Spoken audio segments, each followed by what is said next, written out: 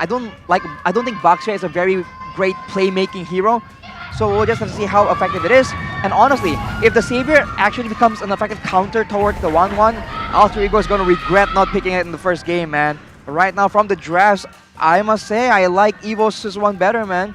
Alter Ego needs to play it perfectly and use all their early game pressure as much as possible if they want to find success. EVOS can just be content playing out the game. Absolutely. We're seeing the same two heroes 3 games in a row. Ling and Lilia. Saliboy and Udil have not changed their heroes since game number 1, but let's see. This is the determining game. Is Alter Ego going home, or are they still going to be able to push this to a best of 5 full 5 games? The reverse sweep is a miracle for Alter Ego that they are going to try to pull off here. Liam Murphy already playing very aggressively. It takes a chunk of Rex HP as both junglers will have a safe time clearing out their creeps, their buffs. Dude, that's like a huge revenge ploy from the side of Leo Murphy, honestly. I mean, time and time again, we've seen Rex to be such a huge factor on the Hilda, but now it has actually been put back onto him, the amount of damage that he can do. I mean, look at Leo Murphy right now, nearly taking Rex live. Yep, he's just going in aggressively, and this is the power of the Hilda. The level 1 is absolutely obnoxious. I'm surprised he didn't use it a bit more to try and disrupt the farming pattern of Persik, though. He is still farming really well, maybe is expecting an invade, but it's not coming, and both teams just default to the lane. And if you go to the late game, I'm not sure. There's both marksmen in both teams, and the range advantage on the Savior is going to be critical as Clover now trades hits with Leo Murphy yet again. Yeah, look at the mini wave though. It's really good for Nino here, but he can just freeze it and use this pressure to maybe look for some ganks on the board. Leo Murphy is staying in that bottom side, so again, they're putting some pressure into that bottom side finally now, as that's going to be the mid lane chunk low. So everybody goes over the Tempest Blades onto Fairsick. Immunity from skill 1 will be popped for the side of Fairsick as he jumps in once again. Udil has nowhere to go. First blood by EVOS Legends, presented to you by the Samsung Galaxy A series. So far, it's been the same story. EVOS with the early aggression and with the early kill. See, that's sad, right? When Ego Esports finally are comfortable enough to get some initiative on the board, it's instantly traded back for a kill on towards themselves instead. So we do see a lot of emphasis here in that gold lane, but we can already see some rotations happening from the members of Alter Ego Esports as well as EVOS Legends to secure the next neutral objective in that turtle.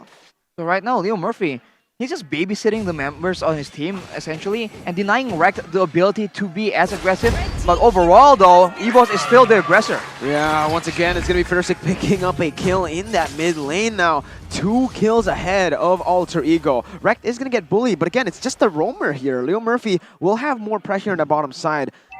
But let's take a look at the emblems, Arashi. Right, Saliboy goes for the farming route again with the attack speed, a buff, and an extra bit of damage.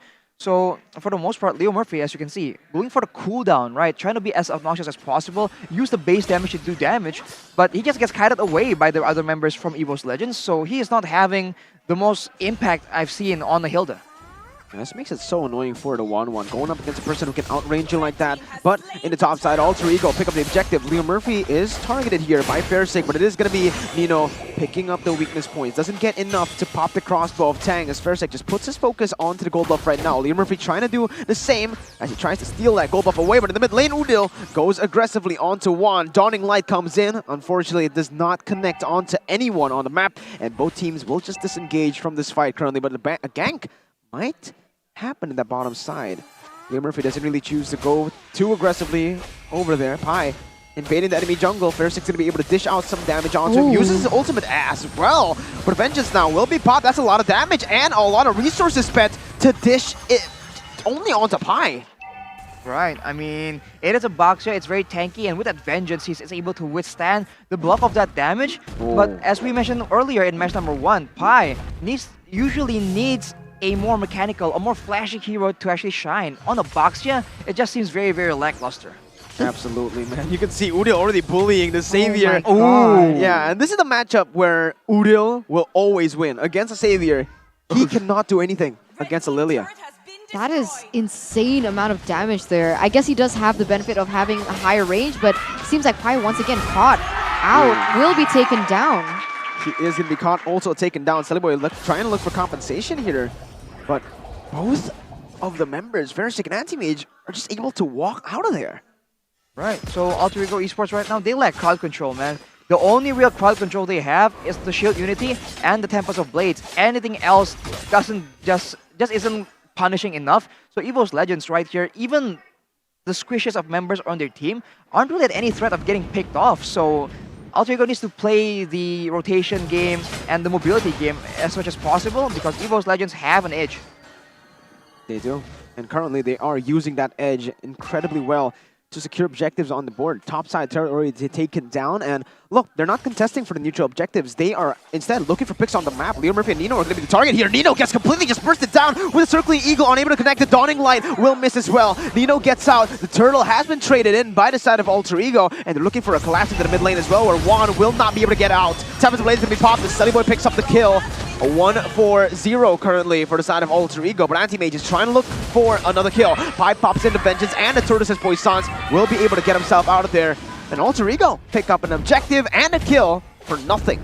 The thing is, EVOS Legends, they're still leading with a 1,000 gold lead. So even despite everything Alter Ego Esports has done and has initiated, EVOS Legends are still leading. And the question is, what have they amounted to in terms of items? Well, Celebo has the Wind Talker right now, so already a lot more damage, DPS essentially. For Udil, the Enchanted Talisman will allow him to spam his spells a lot more. And Nino, with the Corrosive Sky, can actually do a lot more kiting or chasing. But of course, with such short range, you know, he's getting outraged completely by Clover's Melissa. There is a lot of emphasis on the Melissa, but wait a minute. Yeah, there it goes. Circling Eagle going to be able to connect, but Juan is going to get targeted here by Celiboy. He picks up the kill, going on to Rek now, who does have the guiding win to get out. But another pickoff out of nowhere. 1-0 for the side of Alter Ego. As Versic is looking to go for a pick. He just goes for the little minion as Pi will be able to zone Anti-Mage off of the turret. Nino and Udil hitting, munching on the turret, but a wall comes in and Anti-Mage goes over the flicker. Combo Versic is able to collapse and follow it up. Pi goes over to shield to stun him up, but the damage will not be enough to take him down. Rek does an amazing job, and he goes in for the circling eagle. He is going to fall, but maybe not here. Yeah, in the end, he gets taken down, but he saves Versic in the process. He does get a bit of time as well, baited from the side of Alter Ego Esports. He would have been taken down, but with the shield that came in from that ultimate, he was able to, you know, stave it off for just a little bit longer. But once again, man, there was so much emphasis, I feel, from the side of Alter Ego Esports to bully Clover in this gold lane. And therefore, one resource was spent in the hands of Leo Murphy to babysit this gold lane. But I don't know, has it been great? Is Clover really that behind? From the looks of it, not quite. And honestly, Versic now has a Radiant Armor as well, so he's going to get tankier and tankier. And there isn't any way for Alter Ego to catch him. Yeah, well, Pai's going to get sacrificed there for the turtle. He might actually not be sacrificed. He's still able to maneuver himself away. He dodges away from the first ability. And there you go. Incredible movement from Pai. Versic's trying to chase him down. Is this the miracle run? Will he be able to escape? The great escape for Pai. I think he's looking for an execute at this point of the game. Versic's trying to hunt him for him, and there you go. The execute from Pai. Amazing movement, as there was nothing else on the board in terms of objectives. A brilliant play from Pai. I love that. I love that beautiful execute. He was actually kind of like waiting for a bit to see if he had the possibility to like escape, but he was like, nah, okay.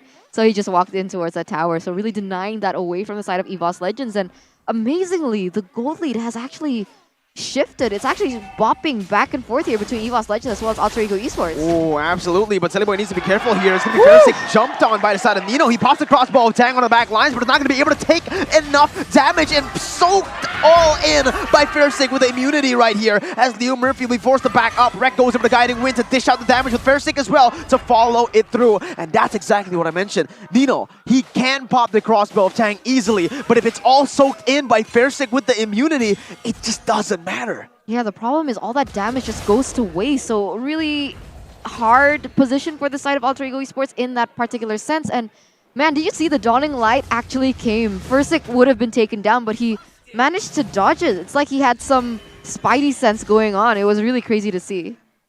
Yeah, that ulti, man, the fact that it's global is just so unfair. Udil now has the Ice Queen's wand, so the shorter range members like Versic, like Anti-Mage or Rekt will find it quite difficult to maneuver around in those team fights. But again, all this are just slows. There isn't any real stuns, there isn't any real immobilizers. So Alter Ego, how long can they hold Versic down before he just walks away from them? I love this. In match number 1 and match number 2, it was, sorry, game number 1 and game number 2, it was so one-sided. But now, in game number 3, it is actually a really close game here between EVOS Legends as well as Alter Ego Esports. But my concern is, when we get to the late game, who has the better chance? Well, I feel like... Oh my Ooh. god, Clover! Holy moly! What was that damage, my guy? Leo Murphy is supposed to be the tank here, but Clover is still able to melt him down right now with the guiding wind pop. It is going to be Clover dishing out the damage onto him anyway. Rex going to be targeted here, and it might just be the crossbow of Tang popped here. All the weakness points have been taken low. Clover is going to be in range, and that's going to be the crossbow of Tang picking up a double kill. Nino is certainly looking for redemption on his 1-1. So far, he's doing great. He's absolutely doing great. And the crossbow of Tang just used there to just, secure the kill even more. But look at this. Whenever they go for Fairsick, he can just walk away. There's no real way of catching.